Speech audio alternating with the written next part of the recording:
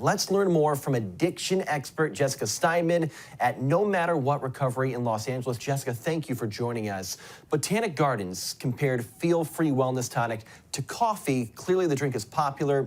What makes this product's branding potentially deceptive if it is this dangerous? Thank you for having me, Ryan. The most dangerous thing about this is the marketing it as natural, marketing it as botanic. A lot of young people, a lot of people who struggle with substances that can get addictive for them will use that as an excuse to keep using it. Well, it's organic, it's botanic, it's from plants, so I can have this. And that's the scary part. It's just as addictive as heroin for some people. The withdrawal symptoms can be very similar. You can have high anxiety, high depression. It can have a lot of different stomach issues. It's really a scary thing for young people to get stuck on.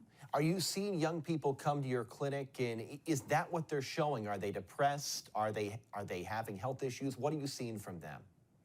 Well, our treatment center, we help people with all different kinds of addictions. And what's happening is that people end up using Kratom to not be on other substances. They think because it's sold legally in gas stations and at smoke shops, that they can have it instead of utilizing their other addictions and their other substances like meth and heroin and marijuana and things like that. So the struggle is that they are having some psychosis, some nausea, some high anxiety, high depression, and it's really hard to get them back to a baseline to see where they can really work on themselves and work on their mental health. What's the message to parents? Maybe they know their son or daughter is drinking these drinks, they're taking Kratom.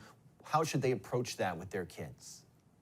I always like to tell family members and parents the more approachable you can be with your young adult and young person in your life. Don't necessarily say, don't do this, you can't have it, because young people are going to want to use things when they're told not to. So to be approachable, to be curious about why they have interest in using substances like that, where they heard about it, and tell them the scary types of things that can happen with withdrawal, with how it might make their body feel really bad.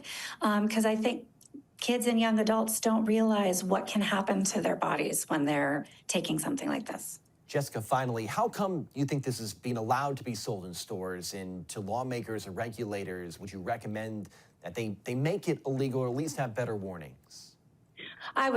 Well, as a chief clinical officer of a treatment center, I would love for it to be illegal because we are seeing it as such an issue. I think that we need much, much stronger, bolder warnings about supplements like this. And I think it should be limited to where they're able to be sold if we're not going to make it illegal. It's a real concern, and it's sprouting up all over the country, and the younger folks are getting to it, and we need to be really worried about that.